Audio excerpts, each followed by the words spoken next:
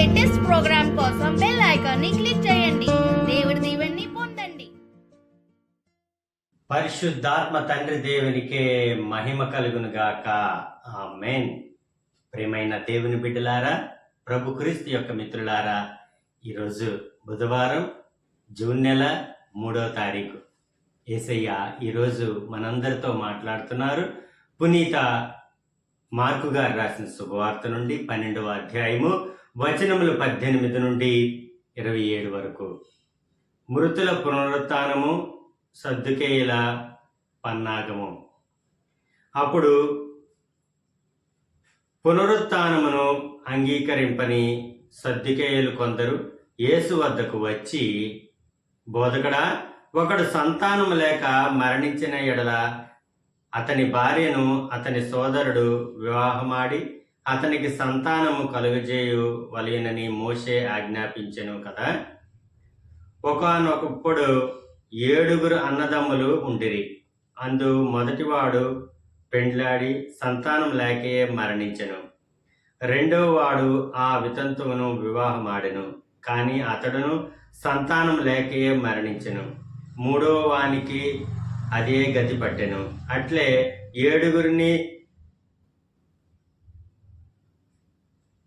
7 సంభవించెను. తుదకు ఆమెయు మరణించెను. ఆ 7 సోదరులు ఆమెను వివాహమాడిరు కదా. పునరుత్థాన కాలమున ఆమె ఎవరి భార్య అగును అని ప్రశ్నించిరి. అందులకు యేసు, మీరు లేఖనములు దేవుని శక్తిని ఎరుగక పొరబడుచున్నారు. పునరుత్థానమైన పిదప మానవులు వివాహం చేసుకొనరు, వివాహం చేయబడరు, పరలోకమందలి దూతల వలె ఉందురు. నేనే అబ్రహాము దేవుడను, నేనే ఈసాకు దేవుడను, నేనే యాకోబు దేవుడను అని మండుచున్న పొద నుండి దేవుడు పలికిన దానిని మోషే గ్రంథమందు మీరు చదవలేదా? ఇది మృతుల పునరుత్థాన ప్రస్తావన కాదా? మీరు పూర్తిగా పొరబడుచున్నారు. ఆయన సజీవులకే దేవుడు, కానీ మృతులకు కాదు అని ప్రత్యుత్తరమిచ్చెను. ఇది ప్రభువైన క్రీస్తుని యొక్క వాక్కు. క్రీస్తు ప్రభువా, మీకు స్తుతి మహిమ కలుగునుగాక. ఆమేన్. తండ్రి వందనం, యేసయ్య వందనం, పరిశుద్ధాత్మ దేవా వందనం. Praise the Lord. హల్లెలూయా. ప్రియ దేవుని బిడ్డలారా, ప్రభు క్రీస్తుకి మిత్రులారా, ఈరోజు యేసయ్య మనందరికీ కూడా ఒక గొప్ప విషయాన్ని తెలియజేస్తున్నారు.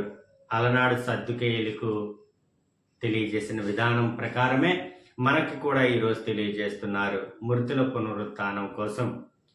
అయితే పునరుత్థానం అంగీకరింపని ఈ యొక్క సద్దుకేయులు యేసు వద్దకు వచ్చి అడుగుతున్నారు, బోధకుడా, ఒకడు సంతానం లేక మరణిస్తే అతని భార్యను అతని సోదరుడు మరలా పెళ్లి చేసుకొని సంతానం కలిగించాలి అని మోషే గ్రంథం రాయబడి ఉంది కదా.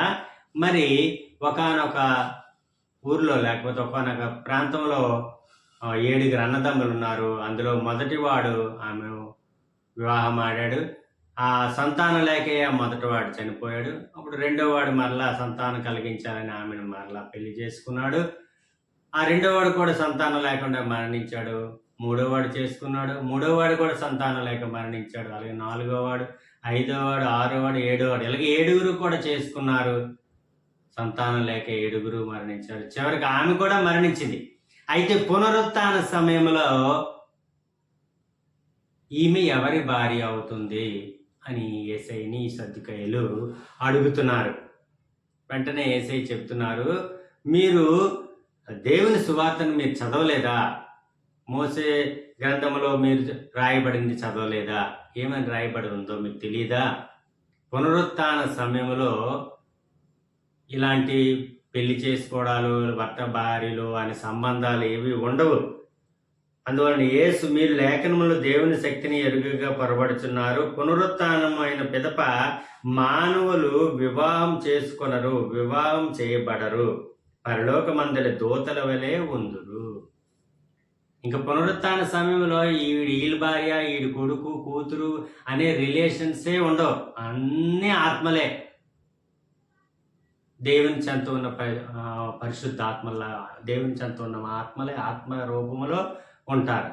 అంతేగాని ఈడు భార్య, ఈడు కొడుకు, ఈ తల్లి, తండ్రి, కొడుకు, కూతురు అనే ఈ భూమి మీద ఉన్న సత్సంబంధాలు ఏవి కూడా పునరుత్థాన సమయంలో ఉండవని యేసయ్య వాళ్ళకి తెలియజేస్తున్నారు.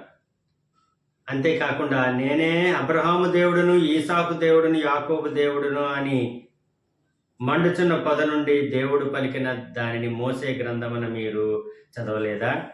ఇది మృతుల పునరుత్థాన ప్రస్తావన కాదా? మీరు పూర్తిగా పొరబడుతున్నారు. ఆయన సజీవులకే దేవుడు కానీ మృతులకు కాదు అని ప్రత్యుత్తరం. సజీవులకే ఆయన దేవుడు, మృతులకు కాదు. అంటే రెండవ మరణం పొంది నరకాగ్నిలోకి పోయిన వాళ్ళకి కాదు దేవుడు, మృతులకే ఆయన దేవుడు. ప్రియ దేవుని బిడ్డలారా, ఈ విషయాలను మనం అందరం కూడా గుర్తుపెట్టుకోవాలి. పునరుత్థాన సమయంలో మనం కూడా అంతే. పునరుత్థాన సమయంలో మనకి తల్లి, తండ్రి, కొడుకు, కూతురు అనే ఇక్కడున్న సంబంధాలు అంటూ ఏవి ఉండవు. అందరూ ఆత్మరూపంలో ఉంటాము. ప్రతి ఒక్కరు కూడా దేవుని బిడ్డలుగా ఉంటాము. దేవుని రాజ్యంలో మనం ప్రవేశిస్తాము.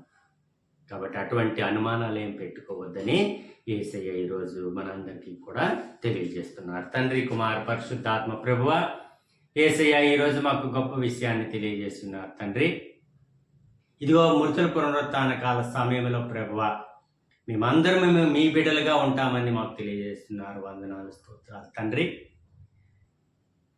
ఆ యొక్క సమయంలో ప్రభువా, ఆ యొక్క పునరుత్థాన సమయంలో తండ్రి, మీకు మేము విధేయులమై ఇహపరలోకాలలో మీకు సేవ చేసే భాగ్యాన్ని మాకు ప్రసాదించండి. ఇదిగో ఈ వాక్య పరిచర్య, ఈ చిన్న వాక్య పరిచర్యను విన్న ప్రతి ఒక్కరిలో కూడా మీ పరిశుద్ధాత్మను నింపండి. పునరుత్థానాన్ని మాకు ప్రసాదించండి. ఆరోగ్యాలను ప్రసాదించండి దేవా. మీ సేవలో మమ్మల్ని చేపట్టి నడిపించండి తండ్రి. ముఖ్యంగా ఆయుష్ను, ఆరోగ్యాన్ని, ఆనందాన్ని, సంతోషాన్ని, ధైర్యాన్ని, శక్తిని ప్రసాదించండి దేవా. మా బిడ్డలను దీవించండి తండ్రి. ఈ వాక్య పరిచర్యను ప్రతి ఒక్కరిలోనూ పరిశుద్ధాత్మను నింపమని, మమ్మందరినీ మీరు చేయబట్టి నడిపించమని ఈ మనవులు మా నాథుడు మేకే కుమారుడైన నజరుడైన యేసు నామములో మమ్మ ఫలింపజేయమని బ్రతిమాలుతున్నాం అబ్బా తండ్రి. Amen, amen, amen. God bless you all. దేవుడు మేము దీవించును గాక. ఆమేన్.